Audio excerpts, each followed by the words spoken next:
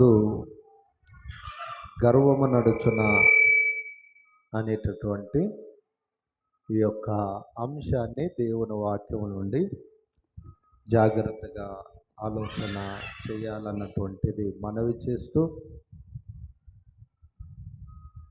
నాశనమునకు ముందు బాగుంది. నాశనమునకు ముందు గర్వము నడుస్తుందా అనేటటువంటి ఈ యొక్క అంశములో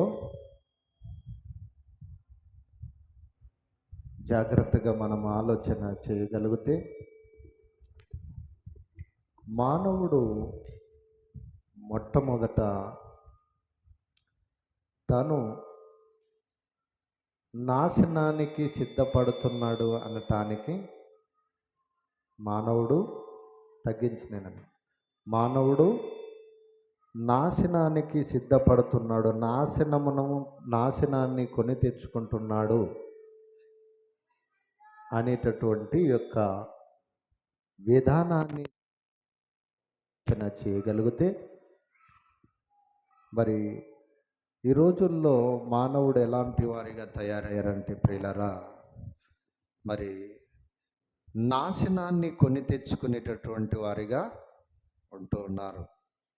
కనుక ఈ నాశనమునకు ముందు గర్వము నడుస్తుందా అన్నటువంటి యొక్క అంశభాగములో మానవుడు ఈరోజు ప్రపంచంలో ఉన్నటువంటి అమెరికా లాంటి, ఇజ్రాయిల్ లాంటి దేశాలను చూస్తూ ఉన్నప్పుడు అవి ఒక క్రైస్తవ దేశాలుగా, మరి దేవుని పిల్లలని చెప్పుకుంటున్నటువంటి వారిగా, క్రీస్తు యేసుని ధరించినటువంటి వారిగా వారిని చూస్తూ సమాజానికి వాళ్ళ విషయంలో సమాజం ఏమని ఆలోచన చేస్తుంది అంటే, మరి క్రైస్తవులు అని, క్రీస్తుని ధరించిన వారు అని సమాజానికి కనిపిస్తున్నారు. వాళ్ళు సమాజానికి కనిపిస్తూ ఉన్నారు.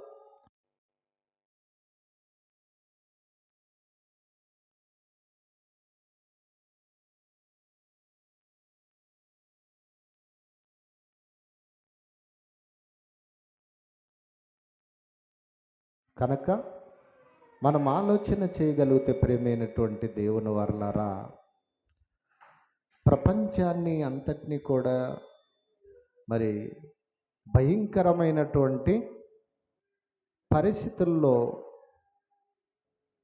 వెళ్ళటానికి ప్రపంచంలో ఉన్నటువంటి అందరి విషయంలో అమెరికాను గురించి ఏమనుకుంటున్నారని మరి ఎప్పుడైనా ఆలోచిస్తుందో లేదో కానీ, మరి నిజంగా అంటే మరి అమెరికాను చాలామంది మరి పగపట్టినట్టుగా ఉంటున్నారు. చాలామంది కూడా పగపట్టినట్టుగా ఉంటున్నారు. ఇలాంటి పరిస్థితుల్లో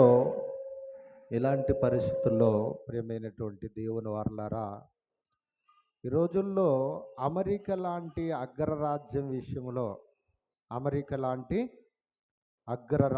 విషయంలో ఏమనుకుంటున్నారంటే, గర్విష్టి గల దేశం, గర్విష్ఠులు వాళ్ళు ఎంతటికైనా తెగిస్తారు. ప్రపంచ దేశాలలో నిన్న లేదు మొన్న అమెరికా ప్రెసిడెంట్ డొనాల్డ్ ట్రంప్ ఏమని ఈ యొక్క యుద్ధము జరుగుతుండగా ఏమని చెబుతున్నాడంటే ప్రియులరా, ఇరాన్కి ఎవరైనా మద్దతిస్తే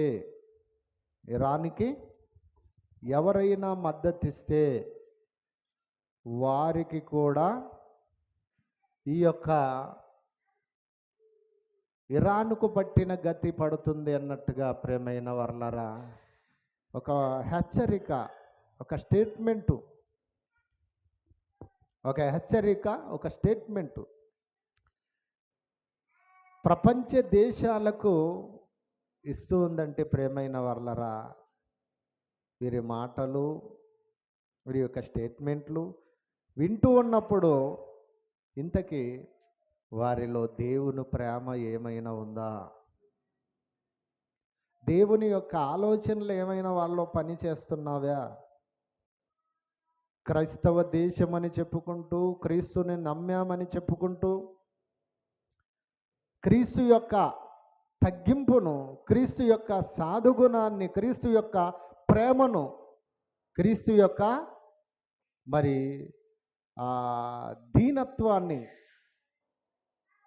వారి జీవితాల్లో పాటించకుండా భయంకరమైన మరి క్రూర మృగాల్లా తయారైపోయి ప్రేమైన వాళ్ళరా, భయంకరమైన యుద్ధాలు, ప్రపంచ దేశాలని కూడా భయపెట్టే యుద్ధాలు, ప్రపంచ దేశాలు ఎవరైనా సరే ఒకవేళ మేము యుద్ధము చేస్తున్న దేశాలకు మద్దతు ఇచ్చారో వారికి కూడా ఇదే గతి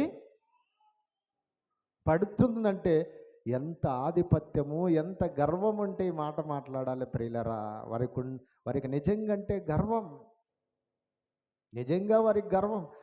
దేన్ని బట్టి గర్వం తెలుసా? దేన్ని బట్టో, సంపన్న దేశం, ప్రపంచములోనే సంపన్న దేశాలలో ప్రథమ స్థానములో ఉన్న దేశం అమెరికా. కనుక వేల వేల ఎకరాల భూములు, లక్షల కోట్ల మిలియన్ డాలర్ల ధనం, అధునాతనమైన టెక్నాలజీ వారి దగ్గర, అధునాతనమైన టెక్నాలజీ వారి దగ్గర ఉంది. ప్రియమైన దేవుని వారల, ఎవడైనా అమెరికాను కానీ ఇజ్రాయిల్ని కానీ కన్నెత్తి చూడాలన్నా, ఎక్కడైనా ఏ ఘోషాన కూడా వారిని పతనం చేయాలన్న ఆలోచన ఎప్పుడైతే ఆ అరబ్బిక్ దేశాలలో ఎవరికైనా వచ్చిందో, వారు ఊహించిన క్షణమే వారు కూర్చున్న చోటనే బాంబులు పేల్చేసి చంపేసే అధునాతనమైన టెక్నాలజీతో అమెరికా ఉంది. కనుక ప్రియమైనటువంటి దేవుని వారలరా, సామెతల గ్రంథం, యెషయా గ్రంథం ఇప్పుడు నిజంగా అంటే ఎంతో భక్తి భావాలతో ఉండేటటువంటి సమయ సందర్భం. యెషయా గ్రంథం 58వ అధ్యాయము, యెషయా గ్రంథం 58వ అధ్యాయము 4వ వచనాన్ని మనం చూడగలిగితే ప్రియమైన వాళ్ళ, ఈ రోజుల్లో ఇప్పుడు మరి క్రైస్తవుల ఉపవాస దినాలుగా చేస్తున్న దినాలు. ఏ దినాలమ్మా ఇవి? క్రైస్తవులు ఉపవాస దినాలు, అంటే సిలువ శ్రమలు అని చెప్పుకుంటున్న దినాలు. అది మనం చేయం కానీ చేసేటటువంటి కొందరు ఉన్నారు కదా. ప్రపంచంలో సుమారుగా 70% ప్రజలు, లేకపోతే ఒక 60% ప్రజలు ఈ యొక్క ఉపవాస దినాలను పాటిస్తూ ఉన్న ఇజ్రాయెల్ దేశం కూడా పాటిస్తూ ఉంది దీన్ని కొందరు. అంటే ఇప్పుడు ఏ దినాలు? ఉపవాస దినాలు. అలాగనే ప్రియమైనటువంటి వారలారా, అలాగనే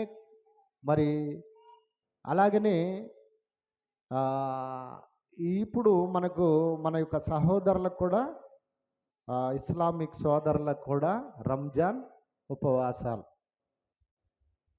ఏంటమ్మా ఇవి? ఉపవాస దినాలు. ఉపవాస దినాల్లో, లెంట్ డేస్లో ఉపవాస దినాలు. ఈ ఉపవాస దినాలలో వీళ్ళు ఎలా ఉండాలో, ఎలా వాళ్ళు దేవుని పట్ల భయభక్తులు కలిగి ఉండాలో, జీవించాలో, బ్రతకాలో ఆల్రెడీ దేవుడు ఒక మాన్యువల్, ఒక రూట్ని దేవుడు వారికి ఏర్పరిచాడు ఇశ్రాయేలీలకు. అది ఇశ్రాయేలీలైనా ఇస్మాయిలీలైనా వీళ్ళంతా కూడా ఒకే తండ్రి అబ్రహాము సంతానం. వీళ్ళకు మూల పురుషుడు అబ్రహామే. ఇటు ఇస్మాయిలీలకు కానీ ఇటు ఇశ్రాయేలీలకు కానీ ఒకటే తండ్రికి పుట్టిన ఇద్దరు అన్నదమ్ముల పిల్లలిల్లు. ఒకటే తండ్రికి పుట్టిన ఇద్దరు అన్నదమ్ముల్లో పిల్లలైనటువంటి వీళ్ళకి దేవుడు ఇచ్చిన గ్రంథములో సుమారుగా క్రీస్తు పూర్వం సుమారుగా కొన్ని వందల సంవత్సరాల క్రితమే ఏమని రాసి ఉన్నాడో చూడండి, ఏమని రాయించాడో ప్రవక్తల ద్వారా వీళ్ళ జీవిత కాలములో వీళ్ళు ఎలా ఉండమని దేవుడు కోరుకున్నాడో చూద్దాం. యెషయా గ్రంథం 58వ అధ్యాయము 4వ వచనాన్ని చూద్దాం ప్రియులరా. యెషయా గ్రంథము 58వ అధ్యాయం 4వ వచనం. మళ్ళీ ఉపవాస దినాలలో ఇటు ఇస్మాయిలీలకు ఇటు ఇశ్రాయేలీలకు ఉపవాస దినాలు ఇవి. వాళ్ళు అనుకున్నట్టు ఈ ఉపవాస దినములలో మీరు ఉపవాసాలు ఎలా ఉండమని దేవుడు చెప్తున్నాడు.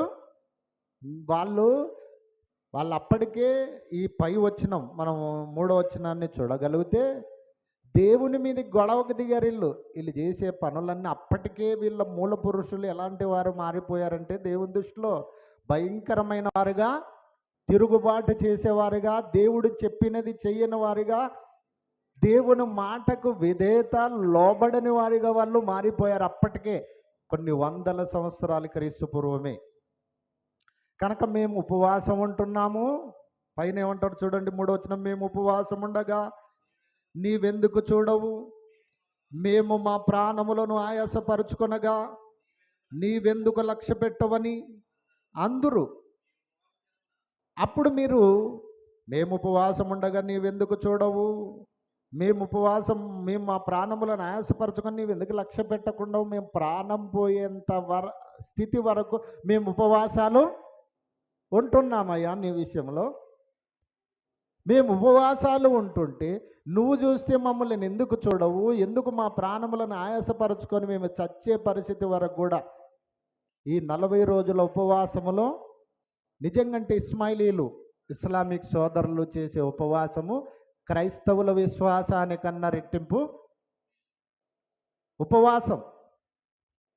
క్రైస్తవులన్న అప్పుడప్పుడు నిమ్మరసం తాగుతారు, పండ్లు తింటారు.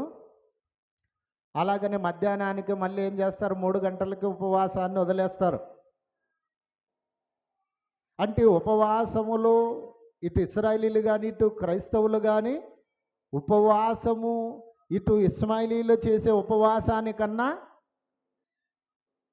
మళ్ళీ బలమైన ఉపవాసం కాదు. అయితే వీళ్ళు ఎలాంటి ఉపవాసం చేస్తున్నారో తెలుసా? వీళ్ళు ఉపవాసము ప్రాణములను సైతం ఆయాసపరుచుకుని ప్రాణం పోయేతంత ఉపవాసం.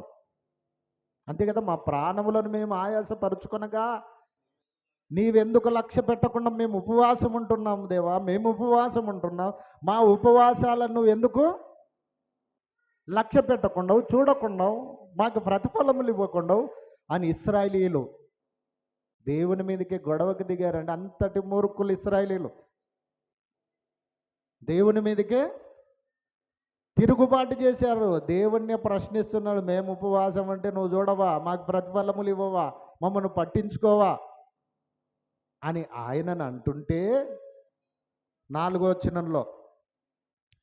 వచనంలో ఆయన అంటున్నాడు కదా, మేము ఉపవాసం ఉండగా నీవెందుకు చూడవు, మేము మా ప్రాణములను ఆయాసపరచుకునగా నీవెందుకు లక్ష్య పెట్టవని మీరందరూ మీ ఉపవాస దినమున మీరు మీ వ్యాపారములు చేయుదురు, మీ పని వారి చేత కఠినమైన పనులు చేయించుదురు.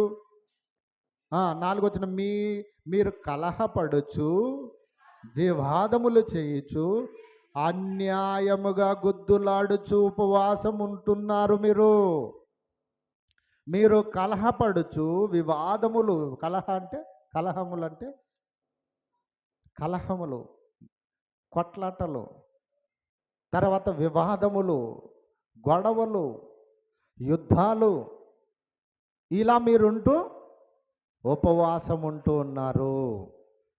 కనుక మీరు కలహపడుచు వివాదములు చేయుచు అన్యాయముగా, అరే దేవుడు అంటున్నాడు, అరే మీరు అన్యాయముగా గుద్దులాడుతున్నారు. న్యాయంగా గుద్దులాడటం లేదరా మీరు? దేవుడిచ్చిన స్టేట్మెంట్ అండి, వరకు దేవుడిచ్చిన స్టేట్మెంటు. మీరు అన్యాయముగా గుద్దులాడుతున్నారు. న్యాయం కొరకు కాదురా మీరు, న్యాయం కొరకు కాదు. ఈరోజు ఇజ్రాయిల్, అమెరికా లాంటి దేశాలు ఇరాన్ని మరి బాంబులతో యుద్ధం చేసి అణిచివేసే ధోరణిలో వాళ్ళు ఉంటున్నారంటే మరి ఏంటో తెలుసా? అన్యాయముగా గుద్దులాడుతున్నాడు. అక్కడున్న ఖనిజ సంపద, అక్కడున్న పెట్రోల్, డీజిల్, అక్కడ ఉన్నటువంటి భూ ఖనిజ కొరకేండి యుద్ధాలు, ఆధిపత్యం కొరకు. ఒకటి ఆధిపత్యం, రెండు ఆర్థిక లావాదేవీల కొరకు, ఒకటి వివాదములు, ఒకనొకడు తగ్గేదే లేదంటారు చూడు, అది అనమాట. మనిషి ఎప్పుడైతే ప్రేమైనటువంటి దేవుని వర్లరా, నేను తగ్గను, ఆధిపత్యం నేనా నువ్వా, మనుషులు ఏది ఉండకూడదు, నేనా నువ్వా అంటే ఎవడొకడు పోతాడు అంతే. తర్వాత నేనా నువ్వు అంటే ఎవడొకడు వెళ్ళిపోతాడు, ఎవడొకడిని ఖచ్చితంగా ఎవడో వీడు వాడిని అన్నేస్తాడు, వాడు వీడినన్నా వేస్తాడు. తెలుసా? ఎప్పటికైనా మనము అలా ఉండకూడదు, మనం అలా ఉండకూడదు. పైగా ప్రభుని నమ్మిన దేశాలు ఇవి. ఎవరు నమ్మారు? ప్రభుని నమ్మిన క్రైస్తవ దేశాలు. క్రైస్తవ దేశాలుగా పిలువబడుతున్నటువంటి వీళ్ళు ఏంటండి? ఆధిపత్యం కొరకు. ఆధిపత్యం, ఎంత ఆధిపత్యం అంటే ప్రేమైన వర్లారా, ఎంత ఆధిపత్యమో తెలుసా? మా దగ్గర అణుబాంబులు ఉండాలి, మా దగ్గర హైడ్రోజన్ బాంబులు ఉండాలి, మా దగ్గర అత్యాధునికమైన టెక్నాలజీ ఉండాలి, మేము ఎవరి మీద వేసినా మమ్మల్ని అడగకూడదు. అదే మళ్ళీ ఇరాన్ లాంటి ఇస్మాయిలు, సొంత అన్నకు పుట్టిన వారు వాళ్ళు. ఇసాకు అన్న ఎవరు? ఇస్మాయిలుడు, సొంత అన్న కొడుకులు వాళ్ళు. మళ్ళీ సొంత అన్నకు పుట్టిన సంతానం, తమ్ముని పిల్లలు వీళ్ళు, అన్న పిల్లలు వీళ్ళు, సొంతం ఒకే తండ్రికి పుట్టిన పిల్లలు. వీళ్ళు చేస్తున్నటువంటి యుద్ధాన్ని మనం చూస్తే ప్రేమైన వరరా, ప్రతిదినం ప్రేమైన వర్లరా ఎలా చేస్తున్నారో వీళ్ళు యుద్ధము. ఈ యుద్ధములో మరి ముఖ్యంగా ప్రేమైన వర్లరా, మరి ఇరాన్ ప్రధాని మరి అతని యొక్క రాజధాని ఇరాన్ డెహ్రాలో ఉన్నటువంటి ఒక రాజధాని, ఇరాక్ రాజధాని డెహ్రాలో ఉన్నటువంటి ఆ ప్రాంతంలో ఆయన ఒక మళ్ళీ అర్జెంటు మీటింగ్ను, అప్పటికప్పుడే అర్జెంటు మీటింగ్స్ని బయట ప్రపంచానికి తెలియకుండా అక్కడికి వెళ్ళాడనే సంగతి కూడా చాలా పకడ్బందీ ఏర్పాట్లతో అతడు పలాని చోట ఉన్నాడన్నటువంటిది కూడా తెలియనంత సీక్రెట్గా అతడు మరి కొన్నిసార్లు సమావేశాలు నిర్వహిస్తాడంట.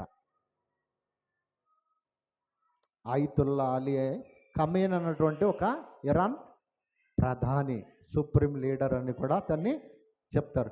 అలా అతడు పర్సనల్గా సుమారుగా 4000 వీళ్ళు అమెరికా టెక్నాలజీ ఎలా ఉంటుందో ఒకసారి మీరు ఈ వీడియో చూద్దాం.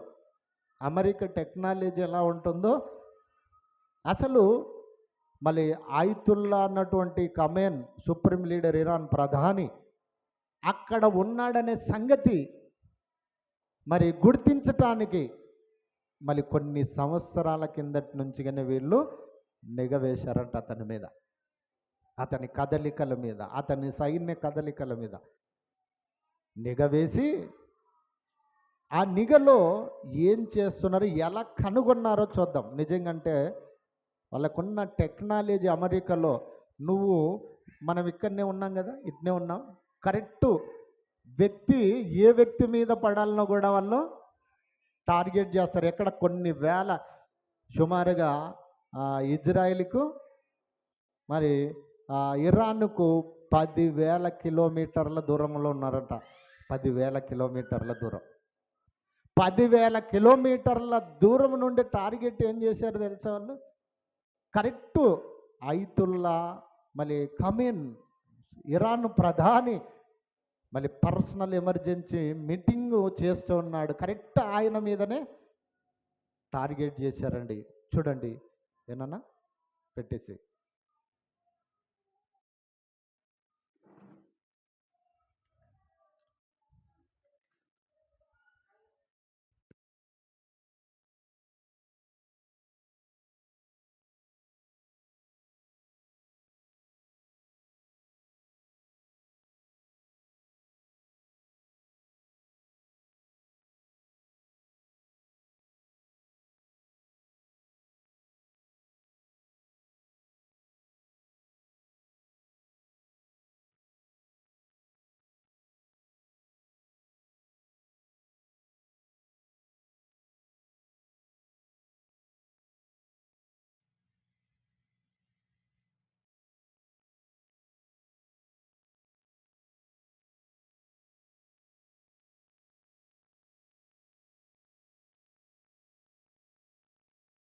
గురించి మీ అందరికీ తెలిసే ఉంటుంది. దీని గురించి మనం యూట్యూబ్‌లో చాలా వీడియోస్ చేసాం. లాంగ్ వీడియోస్ చేసాం. ఇరాన్ ఉంటుంది. మీ అందరికీ తెలిసే ఉంటుంది. దీని గురించి మనం యూట్యూబ్‌లో చాలా వీడియోస్ చేసాం. లాంగ్ వీడియోస్ చేసాం. ఇరాన్ సుప్రీం లీడర్ అలీ ఖమీనీని చంపడం అంత ఈజీ కాదు. ఎందుకంటే ఇతని చుట్టూ ఎల్లప్పుడూ 10,000-12,000 మంది సైనికులు ఉంటారు. ఇతని ఇంటి చుట్టూ, ఆఫీస్ చుట్టూ డిఫరెంట్ లేయర్స్ ఆఫ్ సెక్యూరిటీ ఉంటుంది. ఇతని లొకేషన్ని ట్రేస్ చేయడమే చాలా కష్టం. ఇతను ఆల్వేస్ బంకర్లో ఉంటాడు ఇలాంటి సిచ్యువేషన్స్లో.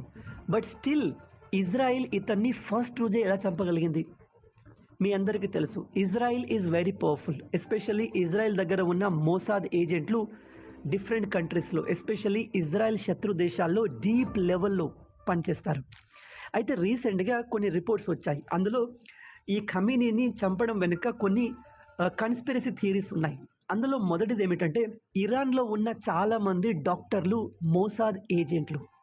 ఎస్, ఇరాన్లో డాక్టర్గా పనిచేస్తున్న చాలామంది ఇజ్రాయెల్ కోసం పనిచేస్తున్న ఏజెంట్లు. వీళ్ళు ఏం చేసేవారంటే, ఇరాన్ మిలిటరీకి చెందిన వాళ్ళు ఎవరైనా సరే ట్రీట్మెంట్ కోసం వస్తే, వాళ్ళకి ఏదైనా సర్జరీ చేసినప్పుడు, ఏదైనా ట్రీట్మెంట్ చేసినప్పుడు వాళ్ళ లొకేషన్ని ట్రేస్ చేసే చిప్స్ని వాళ్ళ బాడీలో ఇన్స్టాల్ చేసేవాళ్ళంట. ఇది వినడానికి ఏదో సైఫై సినిమా లాగా, ఫేక్ న్యూస్ లాగా అనిపిస్తుంది, కానీ 100% నిజం. అండ్ రెండవది, ఇరాన్ మిలిటరీలో, మళ్ళీ చెప్తున్నాను, ఇరాన్ మిలిటరీలో టాప్ అఫీషియల్స్ కూడా మోసాద్ ఏజెంట్లు ఉన్నారు. చూడండి, ఇజ్రాయెల్కి చెందిన ఏజెంట్లు ఇరాన్ టాప్ మిలిటరీ పొజిషన్లో ఉన్నారు అంటే ఇరాన్ ఏం చేస్తుంది, నెక్స్ట్ ఏం ప్లాన్ చేస్తుంది, ఇలా ప్రతిదీ ఇజ్రాయెల్కి వెంటనే తెలుస్తూ ఉంటుంది. అండ్ ఇంకోటి, ఇప్పుడు ఈ ఖమీనీని చంపడానికి మేజర్గా రోల్ ప్లే చేసింది ఇజ్రాయెల్కి చెందిన ఒక హ్యాకర్ గ్రూప్. వీళ్ళు ఏం చేశారంటే, ఇరాన్లో ఉన్న ప్రతి కెమెరాని, ఈవెన్ ట్రాఫిక్ కెమెరాని కూడా హ్యాక్ చేశారు. ఇరాన్లో జనరల్గా డిఫరెంట్ కెమెరాస్ ఉంటాయి డిఫరెంట్ లొకేషన్స్లో, ఎందుకంటే వాళ్ళు అక్కడి మహిళల్ని ట్రేస్ చేస్తూ ఉంటారు. అక్కడి మహిళలు ప్రాపర్గా బుర్కా వేసుకున్నారా చూడడానికి ఆ కెమెరాస్ని పెట్టారు. కానీ ఆ కెమెరాస్ని ఉపయోగించి ఇజ్రాయెల్ ఏజెంట్లు ఇరాన్ మిలిటరీ ఎక్కడెక్కడికి వెళ్తుంది, ఎస్పెషల్లీ ఈ ఖమీనీ పొజిషన్ని క్లియర్గా ట్రేస్ చేసి, అతని ఇంటిని ట్రేస్ చేసి ఇజ్రాయిల్ అతన్ని కంప్లీట్గా ఎలిమినేట్ చేసింది. అండ్ ఇజ్రాయిల్ 1-2 కాదు, ఏకంగా ఈ ఖమీనీ ఉంటున్న ఇల్లు పైన 30 మిసైల్స్ వేసి అతని ఫ్యామిలీ మొత్తాన్ని అంతం చేసింది. మీలో ఎంతమంది ఈ విషయాన్ని కొత్తగా తెలుసుకుంటున్నారు? ఇలాంటి అమేజింగ్ వీడియోస్ కోసం లైక్ అండ్ సబ్స్క్రైబ్. మంచిదండి. కనుక చూశారు కదా వాళ్ళకున్న టెక్నాలజీ ఎలాంటిదంట. మరి నిజంగా అంటే మోసాద్ అన్నటువంటిది ఇజ్రాయిల్ యొక్క మరి గూఢాచార లేకపోతే రహస్య ఎంక్వైరీ చేసే సంస్థ. వాళ్ళు ఎలా ఉంటారంట, ఇంకో వీడియోలో మనం చూస్తే ఏదో బ్రతుకు తెరువు కొరకు వచ్చినట్టుగా, ఏదో వ్యాపారాలు చేసుకుంటున్నట్టుగా, మనతోనే ఉంటూ, మన మధ్యనే ఉంటూ, ప్రతి దేశంలో మొసాదు అన్నటువంటి ఒక గూఢాచారి సంస్థ, ఇజ్రాయిల్ సంస్థ ఇది. వీళ్ళు ఆ దేశంలో జరుగుతున్న ప్రతి ప్రభుత్వ అధికారములు కానీ, ప్రభుత్వ నాయకులు కానీ, ఏం జరుగుతుంది, ఈ దేశానికి ఆర్థిక మూలాలు ఏంటి, బలం ఏంటి, బలహీనత ఏంటి అనేటువంటిది ప్రతిది కూడా ప్రతి దేశం యొక్క సమాచారమును చేరవేస్తూ ఉంటారంట వాళ్ళు, మనతో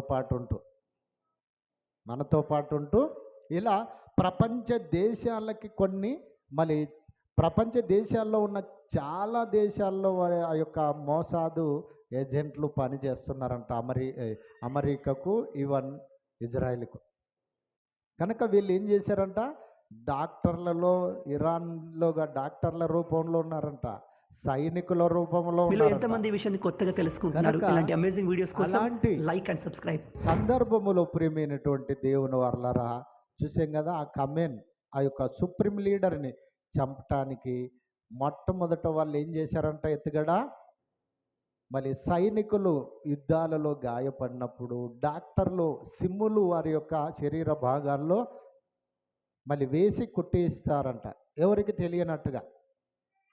అర్థమవుతుందా? సుప్రీం పెద్ద పెద్ద సైనిక బలగాలలో కూడా హై పొజిషన్లో ఉన్న మళ్ళీ సైనికులు ఉంటారు, వారి శరీర బాడీలో ఈ సిమ్ములు, కంటికి కనిపించని సూక్ష్మకారంతో చిన్న సిమ్ములుగా తయారు చేసి వేస్తే ఈ వ్యక్తులు మళ్ళీ హై సెక్యూరిటీ ఎక్కడ ఉంటే అక్కడ ఈ కమైన్ ఉంటాడని విధానాన్ని సిమ్ముల రూపములో మరొక దుక్కు సమాచారాన్ని ఇజ్రాయిల్ పసిగడుతూ, రెండోది అతని యొక్క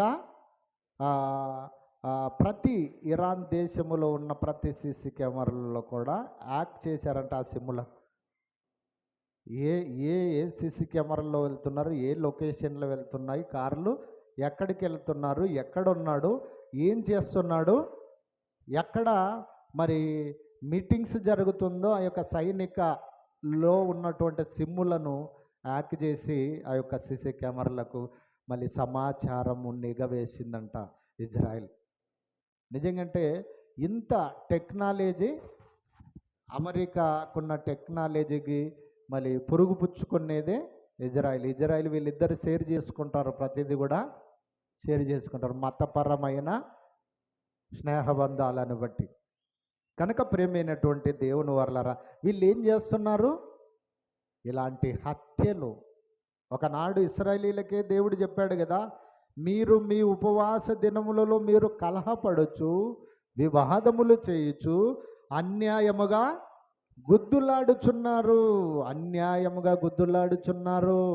ఉపవాస దినాలలో ఇశ్రాయేలీలు కానీ ఇస్మాయిలీలు కానీ ఏం చేయకూడదు? ఈ వాక్య ప్రకారంగా కొట్లాడకూడదు.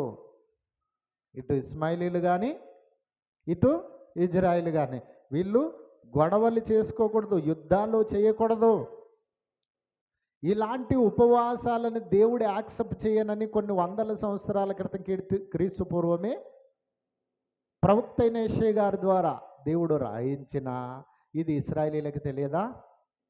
తెలుసు. ఇది ఇస్మాయిలీలకు తెలియదా? వీళ్ళకి తెలుసు.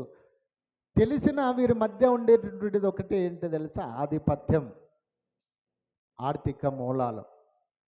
ఇరాన్ లాంటి దేశాలలో నుండి అమెరికా లాంటి గర్విష్టి అయినటువంటి దేశము ప్రపంచంలో నిజంగా ఎవరు లేరు అన్నటువంటిది ప్రతి సందర్భాల్లో మనం వింటూ ఉంటాం.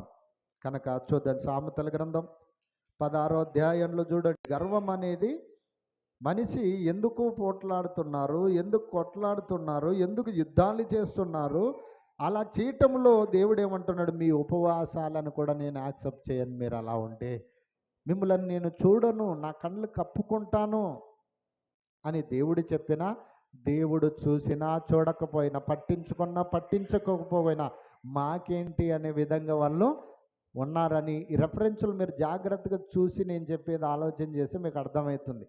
మీకు అర్థం చేసుకోవాలంటే మీరు చాలా లోతుగా ఆలోచన చేయాలి. కనుక 16వ అధ్యాయము 18వ వచనం, సామెతల గ్రంథం 16వ అధ్యాయం 18వ వచనం ఏమంటున్నాడు? నాశనమునకు ముందు గర్వము నడుచునంట. నాశనానికి ముందు ఏమి నడుస్తుందంట? మనిషికి గర్వము. కనుక అమెరికా, ఇజ్రాయెల్ దేవుని మాటలు వినకుండగా పరుగులు తీసే పరిస్థితుల్లో, ముందుకెళ్ళిపోయే పరిస్థితుల్లో ఉంటుందంటే దేవుడు ఏమన్నాడు? అరే నాశనం జరగటానికి మీకు ఏముందో తెలుసా? గర్వం. మీరు గర్వంతో రెచ్చిపోవటానికి, గర్వించటానికి. ప్రపంచంలో ఒక స్టేట్మెంట్ చూసారా డొనాల్డ్ ట్రంప్ ఇచ్చింది? ప్రపంచ దేశాలలో ఏ దేశము కూడా ఇరాన్కి మద్దతు ఇచ్చినా వారు గతి పట్టేది ఇది అనేటటువంటి విధంగా వాళ్ళు గర్విస్తున్నారంటే ప్రేమైన వర్లరా, మరి గర్విస్తున్నారంటే ఎంత గర్విష్ఠులో చూడండి. అమెరికా లాంటి రాజ్యం నాయకులు క్రైస్తవులు అని చెప్పుకుంటున్నారండి. క్రైస్తవ ముసుగులో ఉన్న భ్రష్టులీళ్ళు. క్రైస్తవులు కాదు. క్రైస్తవులు అయితే నిన్ను వలె నీ పొరుగువానిని ప్రేమించుమన్న యేసు మాటలు ఎక్కడికి వెళ్ళాయి? తను తాను తగ్గించుకున్నవాడు హెచ్చించబడతాడని క్రీస్తు మాటలు ఎక్కడికి వెళ్ళాయి? అవసరమైతే ప్రేమతో ఆలింగనం చేసుకొని, ప్రేమ కలిగి ఒకరినొకరు మళ్ళీ వనరుల విషయంలో కానీ, మళ్ళీ ప్రేమ విషయంలో కానీ పంచుకోవాల్సిన వారిగా ఉండవలసిన వీరు ఎందుకింత భయంకరమైన యుద్ధాలు చేసుకుంటున్నారు తెలుసా ప్రియమైన వారలరా? ప్రజలు ఈరోజు ఇరాన్ ఇరాక్, ఖతర్, దుబాయ్ ఇలాంటి దేశాలకు నిద్ర లేకుండా నిద్రపోవడం లేదంటే ప్రజలు నిద్రపోవటం లేదు. ఇజ్రాయిల్ లాంటి దేశాలకు, ఆ చుట్టుపక్కల ఉన్న దేశాలకు నిద్ర లేదు. ప్రజలు ఎక్కడ వచ్చి మళ్ళీ మిసిల్స్ పడి చచ్చిపోతామేమనే భయంతో పరుగులు తీస్తున్నారు. ఏంటి ఇంత భయంకరమైన పరిస్థితి? ఎందుకు ఇంత భయంకరమైన యుద్ధాలు ఎందుకు జరుగుతున్నాయి? ఏం జరుగుతుందో ప్రపంచంలో ఆలోచన చేయగలిగితే ప్రేమైన వారు, ఆధిపత్యం.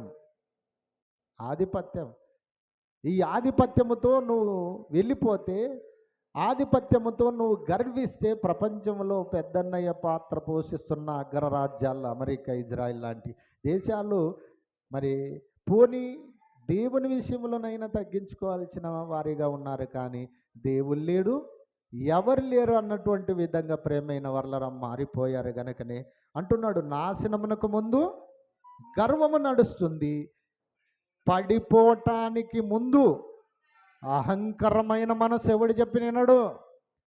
మనిషి ప్రేమైన వర్లరా, భూమి మీద ఎవడైనా, అది దేశాల మధ్య అయినా, సమాజం మధ్య అయినా, గ్రామాల మధ్య అయినా, కుటుంబములైనా, సంఘములోనైనా, ఎక్కడైనా ప్రేమైన వాళ్ళ గర్వం పెట్టేగిపోతే నాశనానికి ప్రారంభమయ్యావనే సంగతి తెలుసుకోవాలి.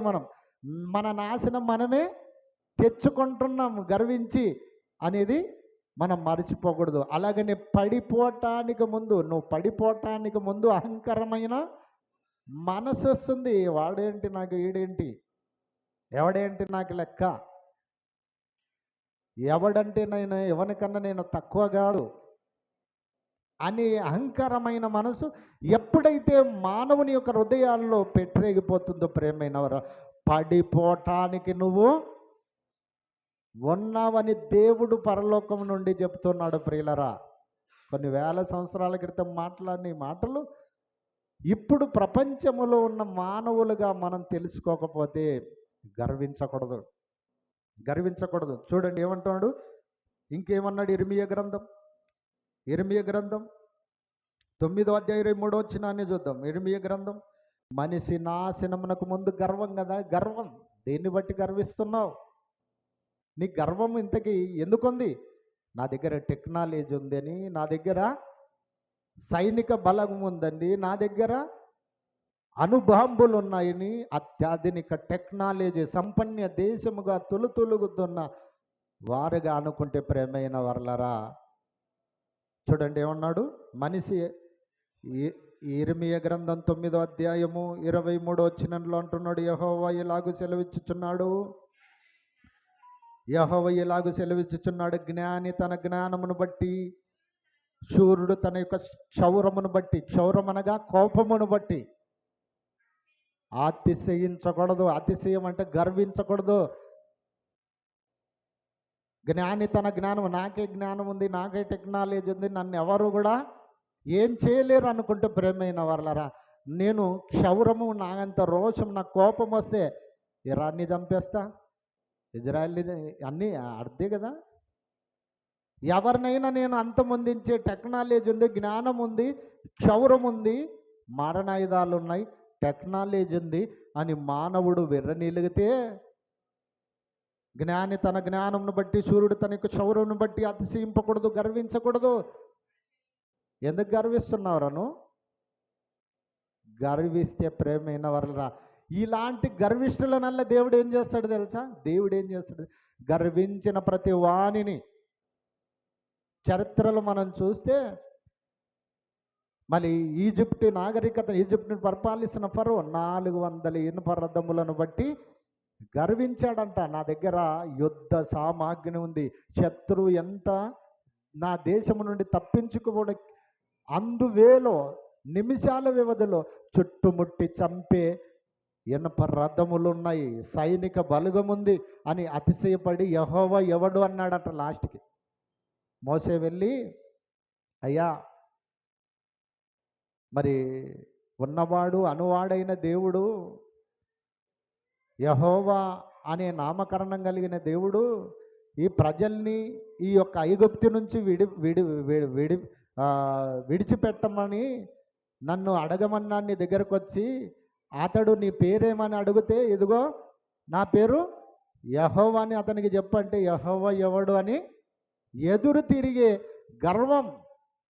ప్రేమైన వర్లర, మానవుడు ధనము, ఆస్తులు, మరి గొప్ప ధన ధన ధన ధన సంపదతో తూలుతుంటే తండ్రి మతికి రాడు, తల్లి మతికి రాడు, దేవుడు మతికి రాడు, ఎవరు మతికి రాడు మానవునికి. అలాగా ప్రేమైనటువంటి వాళ్ళరా, ఫరోని కొట్టేశాడు. ఎలా కొట్టాడు దేవుడు? ఫరోని కొట్టాలంటే ఇశ్రాయేలుతో కాదు, మోసేతో కాదు. ఇప్పుడు దేవుడు ఏం చేశాడో తెలుసు. దేవుడు ఏం చేశాడో తెలుసా? జ్ఞాని తన జ్ఞానమును బట్టి అతిశయింపబడదు, సూర్యుడు తన యొక్క శౌర్యను బట్టి అతిశయింపబడదు, గర్వించకూడదు అన్నాడు కదా. వాని గర్వం అమెరికాను కూడా, గర్విష్ఠిని, ఇజ్రాయిల్ లాంటి గర్విష్ఠ దేశాలను కూడా దేవుడు వాని గర్వాన్ని ఎలా తగ్గించాలో, అణిచివేయాలని ఎవరికి తెలుసు? బాగా దేవునికి తెలుసు. ప్రేమైన వాళ్ళరా, దేవునికి తెలుసు. కనుక ఇలాంటి పరిస్థితుల్లో ఇప్పుడు ఫరోని దేవుడు గర్విష్ఠుడిగా ఉన్నాడు. ఇతడు వీన్ని గర్వం తగ్గించాలి. ఏం చేయాలి? ఒక్కనొక్క కుమారుడైన ఫరో యొక్క కుమారుణ్ణి కొట్టేశాడు దేవుడు. అర్థమవుతుందా? అతని తదనంతరం రాజు ఐగుప్తుకి వంశము లేకుండా చేశాడండి ఫరోని.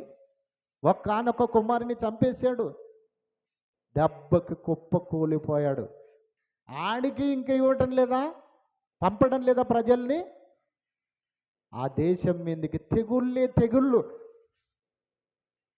ఆ దేశం మీదకి తెగుళ్ళు దేవుడు రప్పించి భయంకరమైన తెగుళ్ళ చేత ఐగుప్తి దేశముని అతలకుతలం చేసి ఫరోని గర్వాన్ని అణిచివేసి దేవుడు ఆ ప్రజల్ని ఆ దేశము నుండి మరి మోసే నాయకత్వంలో నడిపించుకుంటాడు. ప్రేమైన వర్లరా, దేవుడికి అసాధ్యమైనది ఏది కూడా భూమి మీద లేదు. నీ దగ్గర అణుబాంబులు ఉన్నాయి, నీ దగ్గర టెక్నాలజీ ఉంది. దేవుని దగ్గర ఏముందో తెలుసా? నీళ్ళున్నాయి, గాలి ఉన్నది, సూర్యుడున్నాడు, పంచభూతములు ఆయన చేతిలో ఉన్నాయి. ఒక మనిషి బతకాలంటే ఏం చేయాలి? నీళ్లు తాగాల. నీళ్ళలో జబ్బు దేవుడు రప్పిస్తాడు. అప్పుడు ఏం చేస్తాం? అర్థమైందా? దేవుని దగ్గర ఉన్న ఆయుధాలు. నీళ్లు తాగితే నీకు జబ్బు వచ్చేటట్టుగా చేస్తాడు. నీళ్ళే ఆయన యొక్క ఆయుధాలు. నువ్వు పీడ్చుకుంటామా? ప్రతిదినం మనం సెకండ్ కూడా ఊపిరి పీడ్చుకోకుండా ఉండలేం కదా. జబ్బు కలిగిన వాయువులు, జబ్బును ఉత్పత్తి చేసే వాయువుని దేవుడు రప్పిస్తాడు దేశం మీదకి. ఏం చేస్తావు? దేవుణ్ణి కొడతావా? ఏ బాంబుతో కొడతావు? ఏ దాంతో నువ్వు కొడతావు? కనుక ప్రేమైనటువంటి దేవుని వర్లరా, అందుకే అంటున్నాడు, యెహోవా ఇలాగూ సెలవిచ్చుచున్నాడు, జ్ఞాని తన జ్ఞానమును బట్టి అతిశయింపకూడదు, శూరుడు తన యొక్క క్షౌరమును బట్టి అతిశయింపకూడదు, ఐశ్వర్యవంతుడు తన యొక్క ఐశ్వర్యంను బట్టి అతిశయించకూడదు. నాకు ధన సమృద్ధి ఉంది, ప్రపంచ దేశాలన్నింటినీ కూడా ఏకగుప్పెట్లో తేగలిగిన కెపాసిటీ ఉంది, ధన సమృద్ధి ఉంది, అందుకదా ఐశ్వర్యం ఉంది. నాకేం తక్కువ ఉంది? ఎవరిని కూడా మట్టి కల్పించాలి అంటే నాకేం తక్కువ ఉంది అన్నటువంటి అతిశయముతో ఈరోజు అమెరికా, ఇజ్రాయిల్ లాంటి దేశాలు కొని తెచ్చుకుంటున్నాయి. వీళ్ళు ఉంటారా? వీళ్ళ గురించిన బైబిల్లో ఇస్మాయిల్ గురించి ఏం చెప్పాడు? ఇస్మాయిల్ గురించి ఏం చెప్పాడు? అతడు అడవి గాడిద లాంటి మనుషుడు. అతడు మరి అందరికి విరోధంగా ఉంటాడు, ముందే విరోధంగా ఉంటాడు. అతని మనస్తత్వం, వారి యొక్క సంతతి వాళ్ళు ఒక్కొంటారా? టచ్ చేసిన తర్వాత వాళ్ళు ఒక్కొంటారా? కనుక ప్రియమైనటువంటి వారులారా, ప్రపంచంలో ఉన్న ప్రజలకు అశాంతిని సృష్టించటానికి కారకులుగా మొట్టమొదట క్రైస్తవులని చెప్పుకుంటున్న వీళ్ళే మారిపోయారని చెప్తున్నాను నేను. కనుక ఒక మాట చదువుకొని ముగించుకుందాం. ఒక మాట చదువుకొని ముగించుకుందాం. చూడండి వీళ్ళ గురించి ఏం చెప్పాడో యేసు ప్రభు. ఇజ్రాయిల్ లాంటి దేశాలు, ఈ గర్విష్టమైన దేశాలతో దేవుడు చెప్పాడు. ఆల్రెడీ వీళ్ళ పితరులకు దేవుని వాక్యం ఉంది. ఇది వాళ్ళ చేతిలో, ప్రతి వారి చేతిలో పరిశుద్ధ గ్రంథం ఉంది.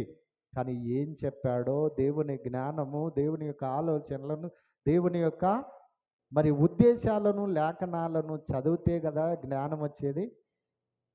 అధికార దాహం, ధన దాహం, ఆధిపత్య దాహం, ఇదే మనిషిని మరి రెచ్చగొట్టే విధంగా నింపుకొని, శరీరం అంతా ఇదే నింపుకొని ఉంటే నీకు వాక్యం ఎప్పుడు అర్థమవుతుంది? దేవుడు ఎప్పుడు అర్థమవుతాడు? దేవుని వాక్య ప్రకారంగా నువ్వు ఎప్పుడు బ్రతుకుతావు? కనుక ప్రేమైనటువంటి వారులారా చెప్తూ ఉన్నాడు కదా, మత్తయి సువార్త 23:38 వచనాల నుంచి 37 నుంచి చదువుకోగలిగితే కొత్త నిబంధనలో ఏం చెప్పాడు చూడండి.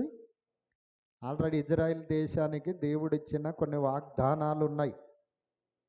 ఏమున్నాయి? మత్తయి సువార్త 23వ అధ్యాయము 23:37 వచనాన్ని మనం చదువుకోగలిగితే చూడండి.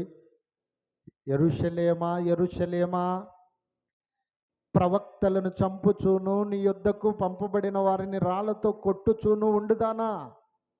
కోడి తన పిల్లలను రెక్కల కింద ఎలాగూ చేర్చుకొనను, అలాగ నేనును నీ పిల్లల్ని ఎన్నో మార్లు చేర్చుకొనవలనని ఉంటిని, కానీ మీరు రానొల్లకపోతిరి నా దగ్గరికి. దేవుని బాధ అండి ఇది. ఎవరు బాధ ఇది? దేవుని బాధ. God bless America, God bless Israel అని చెప్పుకుంటున్న వాళ్ళందరూ కూడా అక్కడికి వెళ్ళి ఏదో డబ్బులు సంపాదించుకోవడానికి వెళ్ళి, లేక వారి నుంచి డబ్బు అమెరికాలో, నేను అంతా తప్పని నేను అంటలేదు, కానీ కొంతమంది మెజారిటీగా చెడిపోయిన దేశాలు బైబుల్ని సరిగా అర్థం చేసుకోలేని పరిస్థితుల్లో ఉన్నాయి. యేసుప్రభు ఘోష అండి ఇది. యేసుప్రభు ఘోష భూమి మీద ఉన్నప్పుడు ఆ ఇజ్రాయిల్, యెరూషలేము ఇజ్రాయిల్లో ఉంది. ఇజ్రాయిల్కి రాజధాని యెరూషలేమే. ఇజ్రాయిల్ దేశానికి రాజధాని ఒకప్పుడు యెరూషలేం. ఇక్కడ నుంచే మళ్ళీ రాజులు పరిపాలించారు. పాత నిబంధన కాలంలో ఇక్కడ నుంచే పరిపాలించారు యెరూషలేమును, ఇజ్రాయిల్ దేశాన్ని. అందుకే అలాంటి యెరూషలేము గురించి ఏం చెప్తున్నాడు తెలుసా? యెరూషలేమా యెరూషలేమా, ప్రవక్తలను చంపుచూను, నీ యొద్దకు పంపబడిన వారిని రాళ్లతో కొట్టుచూను ఉండుదానా? కోడి తన పిల్లలను రెక్కల కింద ఎలాగో చేర్చుకుంటుందో ప్రమాదం వచ్చినప్పుడు, నేను నీ పిల్లల్ని అనేక మార్లు నా రెక్కల కింద చేర్చుకోవాలి, మిమ్మును నా దగ్గరికి రప్పించుకోవాలి, నా వైపు నడిపించుకోవాలి, నాలో మిమ్మును నడిపించుకోవాలని నేను ఎంతో ప్రయాసపడితేనే కానీ మీరు నా దగ్గరికి రానుల్లకపోతిరి అన్నాడు. రాలేదండి, దేవుని దగ్గరికి రాలేదని మనం ఐడెంటిఫై చేయాలి. ఎవడైతే ఆధిపత్యము, ఎవడైతే గర్వముతో, ఎవడైతే యుద్ధాలను చేస్తూ ఉన్నాడో ఇవన్నీ కూడా దేవునికి విరోధమైన కార్యాలు. దేవుడు ఇష్టపడడు ఇలాంటివి. దేవుడు వారిని మరి కాపాడడు ఇలా ఉంటే. కనుక చూడండి 38లో అంటారు, ఇదిగో మీ ఇండ్లు మీకు విడువబడి ఉన్నది, మీ ఇండ్లు మీకు విడువబడింది. యెరూషలేముకు దేవాలయం ఇప్పటికి కూడా యుద్ధాలు. పాలస్తీనాలు అబ్రహాము సంతతిలో యెరూషలేం దేవాలయం గురించి ఇప్పటికి కూడా యుద్ధాలే. అక్కడ నుంచి పుట్టిన యుద్ధాలు భూభాగం కొరకు, మందిరం కొరకు, ఆధిపత్యం కొరకు, మతం కొరకు పుట్టిన యుద్ధాలే. ప్రేమైన వాళ్ళ ఇలాంటి యుద్ధాలు చేసుకుంటూ మీ ఇండ్లు మీకు విడువబడే పరిస్థితుల్లోకి మీరు వచ్చేస్తారు అంటున్నాడు. మీ ఇండ్లే మీరు చేసుకుంటారు, నాశనం చేసుకుంటారు. ప్రపంచ పట్టణములో నుండి దేశాలను తుడిపేర్చుకొని భవిష్యత్తు జ్ఞానమును దేవుడు ముందే చెప్పాడు. ఇంకా ఇలానే చేసుకుంటూ వెళ్ళిపోతే ఏమవుతుంది? ఇంకా నాశనమే. పచ్చని మైదానాలతో ఉన్న ప్రాంతాలు, బాంబుల శబ్దాలతో, మళ్ళీ వికారమైనటువంటి గోడలు, పడిపోయిన గోడలు, పేలిపోయిన గోడలు, చెట్లు లేక మళ్ళీ భయంకరమైన ఒక పరిస్థితుల్లో చూడండి. బాంబులు పడిన ప్రదేశాలను మనం చూస్తే ఒక భయంకరమైన ఎలా ఉంటుందంటే భయంకరమైనటువంటి పాడు దిబ్బలుగా పాడైపోయిన పరిస్థితులుగా మనకు కనిపిస్తుంది. కనుక చూడండి, యోహాను సువార్తలో అంటాడు మీరు చదవాల్సిన అవసరం లేదు. కానీ 16వ అధ్యాయము యోహాను సువార్త 1:2 మిమ్మును చంపు ప్రతివాడును తాను దేవుని సేవ, ఇది కూడా దేవుని సేవనే అని చెప్పుకునే మూర్ఖులు ఎక్కువైపోతున్నారండి. ఇది కూడా దేవుని సేవనే, ఇది కూడా దేవుని సేవనే అని చెప్పుకునేటట్టు ఇటు ఇశ్రాయేలీలు ఏం చెప్పుకుంటున్నారు? యుద్ధము యెహోవాది అన్నట్టుగానే లేదా? యుద్ధం ఎవరిది? యెహోవాది. దేవుడే దేవుని స్థలాలను కాపాడుకోవడానికి దేవుని యొక్క ఒకనాడు ఇశ్రాయేలీలకు దేవుడు యుద్ధాలు చేయమన్నప్పుడు రాజులు యుద్ధాలు చేశాడు. దేవుడు చేసిన యుద్ధాలు ఉన్నాయి, రాజులు చేసిన యుద్ధాలు ఉన్నాయి. ఒక మాట చదువుకొని ముగించుకుందాం. మత్తయి సువార్త 24వ అధ్యాయము, మత్తయి సువార్త 24వ అధ్యాయము 24వ అధ్యాయంలో మనం చూస్తే యేసు ప్రభుల వారు ఆల్రెడీ ఆయన ఒలీవ కొండ మీద కూర్చొని ఉన్నప్పుడు, ఆయన ఒలీవ కొండ మీద కూర్చొని ఉన్నప్పుడు ఏం చెప్తాడంటే వాళ్ళకు, చూడండి వాళ్ళకి ఏం చెప్తాడంటే,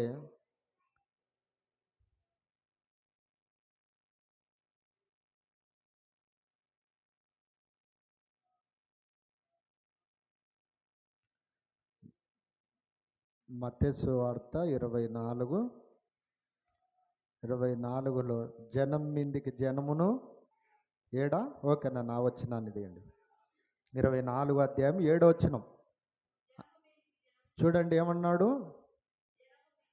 జనము మీదికి జనమును, రాజ్యం మీదికి రాజ్యమును లేచును,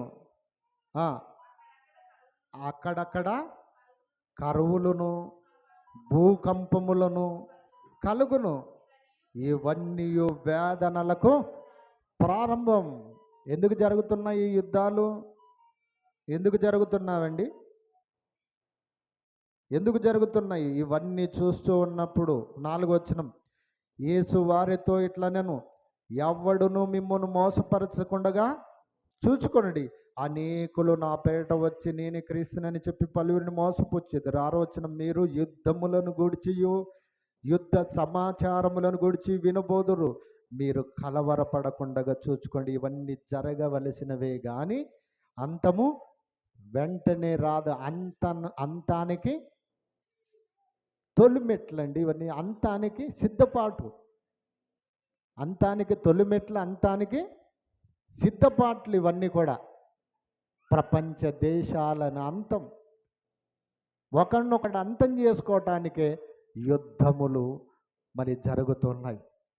ప్రపంచ చరిత్రలో నుండి తుడిచేయబడటానికి జరుగుతున్న యుద్ధాలు కనుక అంటాడు ఇదే అధ్యాయములో, అక్రమం విస్తరించుట చేత అనేకులలో ప్రేమ చల్లారిపోతుంది.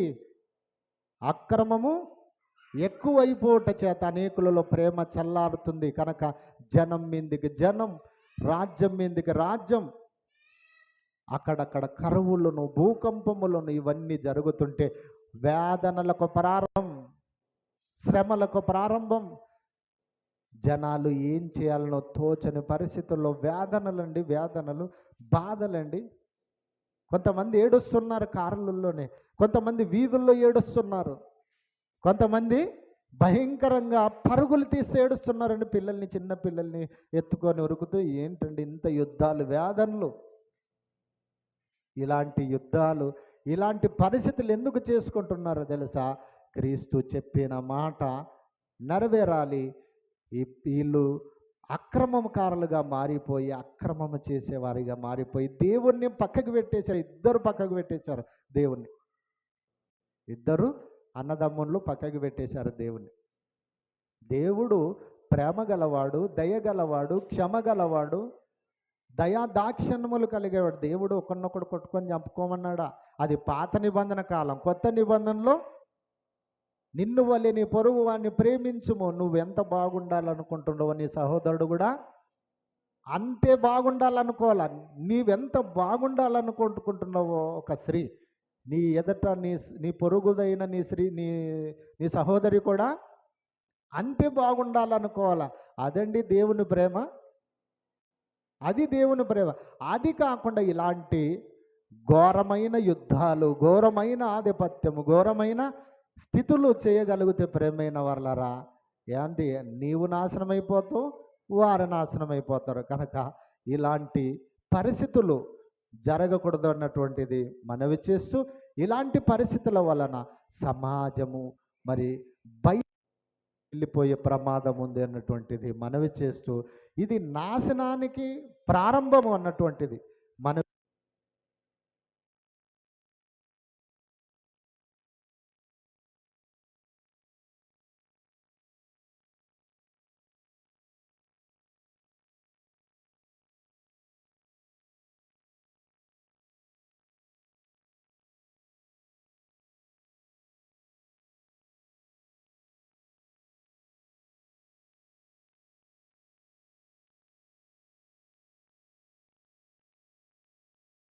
ద్వారా మరి ప్రపంచాన్ని అంతటిని కూడా యుద్ధాల చేత మరి భయపెడుతున్నారు.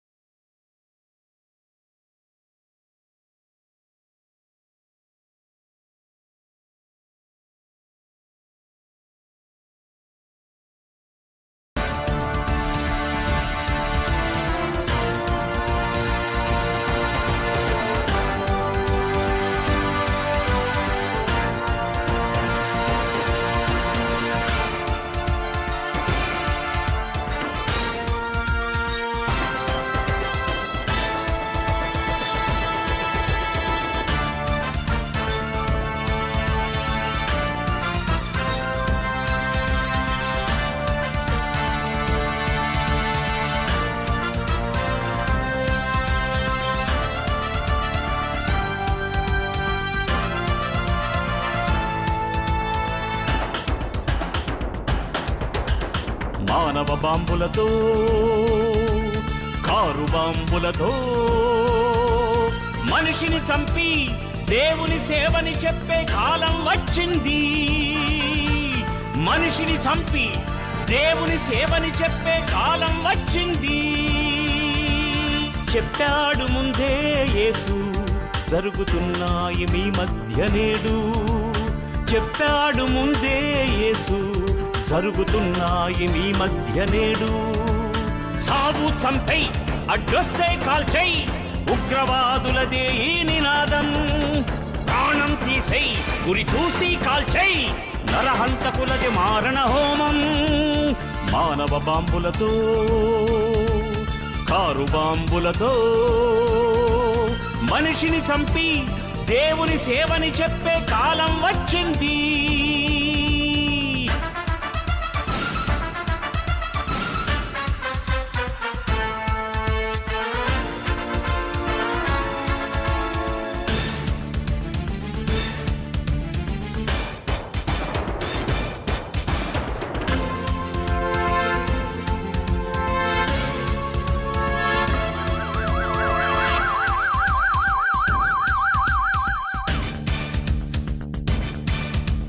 మనిషిని బ్రతికించలేని నీవు, చంపే అధికారం నీకుందా? చావుతో పోరాడుతున్న వానికి రక్తం ఎప్పుడైనా ఇచ్చావా? ప్రాణం నిలబెట్టాలిరా, ప్రాణం పోతే రానే రాదురా. ప్రాణం నిలబెట్టాలిరా, ప్రాణం తీసే హక్కే లేదురా. ప్రాణం పోస్తాడు మంచి వైద్యుడు, ప్రాణం ఇస్తాడు మంచి నాయకుడు. పగలతో రగులుతూ ఉద్యమాలతో ఉసిగొల్పి నక్సలిజం నెత్తురై, యాక్షనిజం ఉప్పెనై, టెర్రరిజం తీవ్రమై హతమార్చుతుంటే. నక్సలిజం నెత్తురై, యాక్షనిజం ఉప్పెనై, టెర్రరిజం తీవ్రమై హతమార్చుతుంటే. సాధించేదేముందిరా, చంపి నేరం చేస్తున్నావురా. అన్యాయం చేశావురా, అందరి ప్రాణాలు తీశావురా. అన్యాయం పేరుతో హంతకులుగా మారి, ఆత్మాహుతి దళంగా ప్రజల మధ్య పేలి. మానవ బాంబులతో, కారు బాంబులతో మనిషిని చంపి దేవుని సేవని చెప్పే కాలం వచ్చింది. మనిషిని చంపి దేవుని సేవని చెప్పే కాలం వచ్చింది.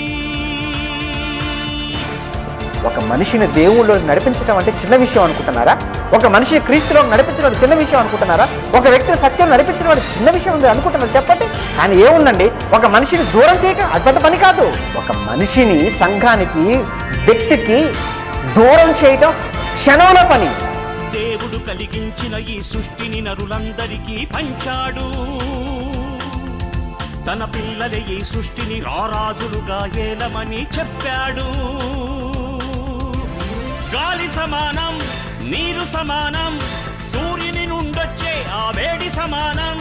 సమానంగా పంచింది దేవుడే, ఎకరాల పంట దోచుకుంది స్వార్థపరుడే. సృష్టిలోని జంతు పక్షి జలచరాలు మున్నగు ఏ జాతిలోని పుట్టని ముసలం నరజాతిలోనే పుట్టటం దౌర్భాగ్యం. ఒకే మనిషి నుండి పుట్టుకొచ్చిన మానవ జాతి తమ స్వజాతి నాశనాన్ని కోరుకోవడం విడ్డూరం.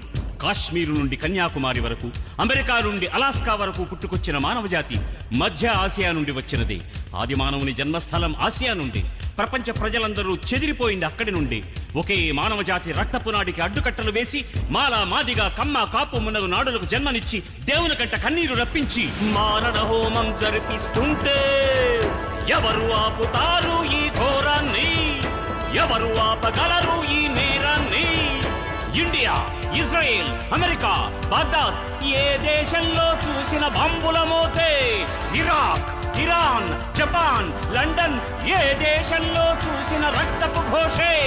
ఎందుకు ఉగ్రవాదిగా మారిపోయావు? ఎందుకు నక్సలైట్ గా మారిపోయావు? ఎందుకు మనిషిని చంపుతున్నావు? పుట్టినప్పుడు ఇలా లేవే. నేరం చేసిన ప్రతి మనిషిని చంపాలనుకుంటే ప్రపంచంలో ప్రతి మనిషి నేరస్తుడే. ఎంతమందిని చంపుతావు? ఎంతమందిని ఉరి తీస్తావు? మనిషిని చంపడానికేనా దేవుడు నిన్ను పుట్టించింది? ఇంతేనా ఈ ప్రపంచం? ఇదేనా ఈ ప్రపంచ భవిష్యత్తు? ఇంతటి దౌర్భాగ్యపు దుస్థితి నుండి ఈ ప్రపంచాన్ని రక్షించే నాథుడే లేడా? ఉంటే మన మధ్యకు రాడా? వస్తే ఎలా ఉంటాడు?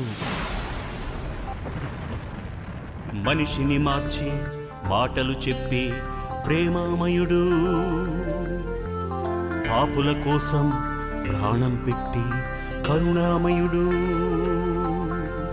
మనుషులంతా ఒక్కటని, పరమ తండ్రి పుత్రులని, కులమతాలు లేవని చెప్పాడు. విత్తనం చచ్చి బ్రతుకుతుంది, నీ ఆత్మకే మరో బ్రతుకు ఉంది. చనిపోతే మరో బ్రతుకు ఉంది, ఆ బ్రతుకెందుకో బైబిల్ చెబుతుంది. బ్రతుకు బ్రతికించు, బ్రతుకుందని బోధించు, క్రీస్తు యేసుదే ఈ నినాదం. బ్రతుకు బ్రతికించు, బ్రతుకుందని బోధించు, క్రీస్తు యేసుదే ఈ నినాదం. కత్తి పట్టుకున్నవాడు కత్తితో చంపబడతాడు, బాంబు పట్టుకున్నవాడు బాంబుతో పేలిపోతాడు, తుపాకీ పట్టుకున్నవాడు తుపాకీతో కాల్చబడతాడు. యేసు పట్టుకున్నది ప్రేమతత్వం. అందుకే ఆయన విప్లవం ఆరిపోలేదు, ఆయన విప్లవం కూలిపోలేదు. మనిషిని మార్చాలంటే చూపించవలసింది నేరాలు ఘోరాలు కాదు, పసితనంలోనే నేర్పించవలసింది ప్రభు యేసుని పాఠాలు. ఈ లోకముందని తెలియాలంటే పుట్టాలి, మరో లోకముందని తెలియాలంటే మరణించాలి. దేవుని పేరు చెప్పి మనిషిని చంపుతావో, ఆ దేవుని ప్రేమను చెప్పి మనిషిని బ్రతికిస్తావో నీవే నిర్ణయించుకో.